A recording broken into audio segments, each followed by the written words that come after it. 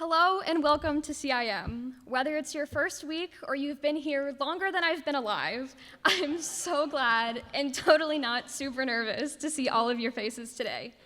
For those who don't know me, my name is Madeline Zoller and I will be your Student Government SGA President for the 2025 to 2026 school year, kind of. I play the flute and I'm sort of a sophomore, sort of a junior, we'll get there later. And I'm so excited to spend this next school year with you all. Wait a minute. Well, the sentiment is certainly true. That's not quite right. See, if you were here last semester, you didn't see a lot of me, and you're not going to see a lot of me this semester. So what gives? I am currently experiencing something you will all either witness or experience firsthand, which is the classic musician trope of being injured. Due to thoracic outlet syndrome, I pushed through 2 semesters in pain, not knowing what was going on with my body, and this will be my second semester on a medical leave of absence. For a bit of context into my situation, because hopefully you haven't heard of it, the thoracic outlet syndrome, TOS, is when some combination of nerves, veins, and blood vessels in between your first ribs and collarbones are compressed and damaged with overhead motion. So, not ideal for a flute player. Oftentimes, the treatment for this condition involves the surgical removal of your first rib, which is the most fun procedure to recover from. 1 week from today, I will undergo my second TOS surgery, which will be accompanied by another semester of grueling recovery away from this place I've come to love so much. Now, you might be questioning, why is this girl on stage talking to me when she's not even going to be here this semester? And you know, sometimes I ask myself that same question too.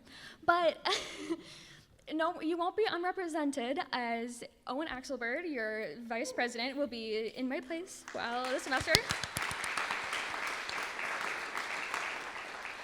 Owen is wonderful, and I'm very excited to see everything he does with SGA. We'll be in close contact so I can represent you all from afar. Anything you go to me for, go to Owen. Anything you went to Alice for last year, in terms of student government stuff, we are not RAs, go to Owen. Now, during recovery from my first surgery, basically all I watched was Buffy the Vampire Slayer. Thank you, Mr. Swaggart, for that recommendation. In the season 5 finale, Sarah Michelle Gellar says, "The hardest thing in this world is to live in it. Be brave, live." Now, if you somehow haven't seen it, I won't spoil it. But essentially, Buffy is speaking what she believes are her last words.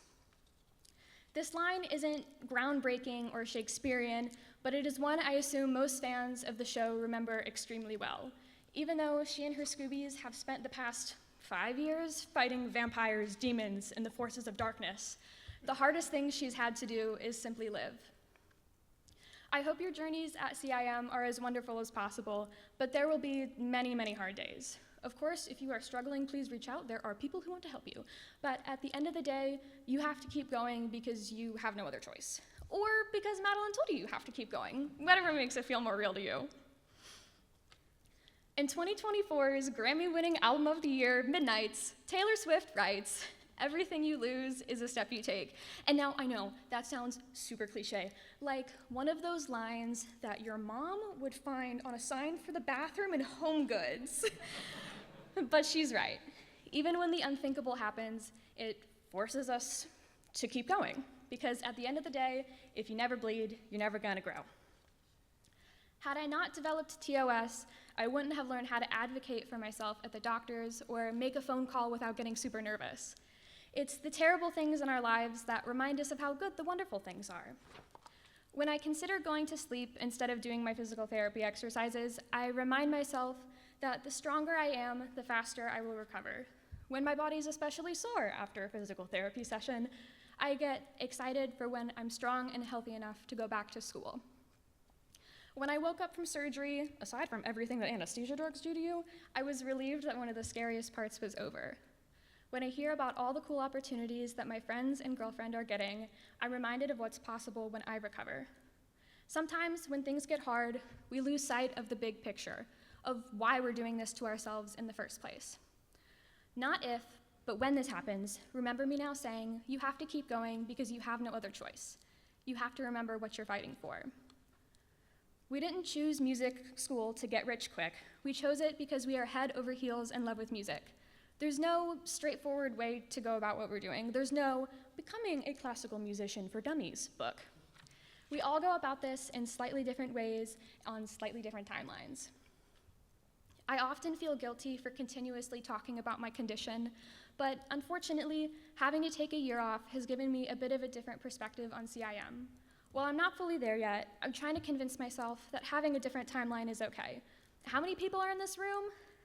200, 300? Doesn't really matter.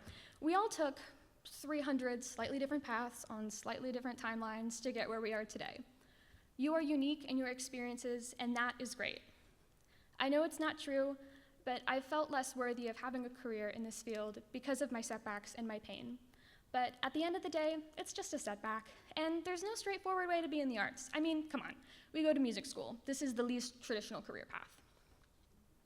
What I'm trying to convey is that there will be ups and downs. This is all part of the experience. Not every day will be amazing, but also not every moment will be horrible, and this is normal. Nobody needs a speech about how to keep going when things are great.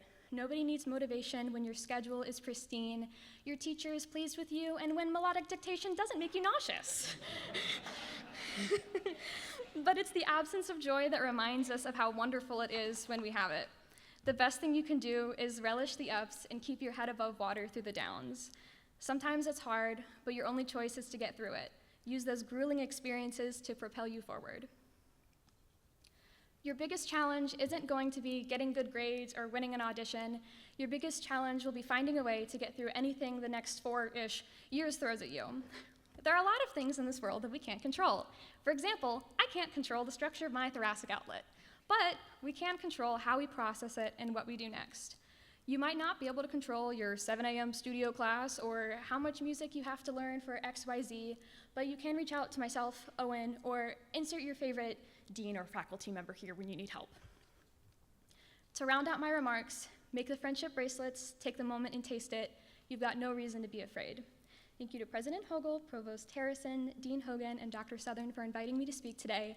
Thank you to Buffy, Taylor Swift, and my psychologist for writing more of this speech than I did. And thank you all for listening. I hope you have a wonderful school year.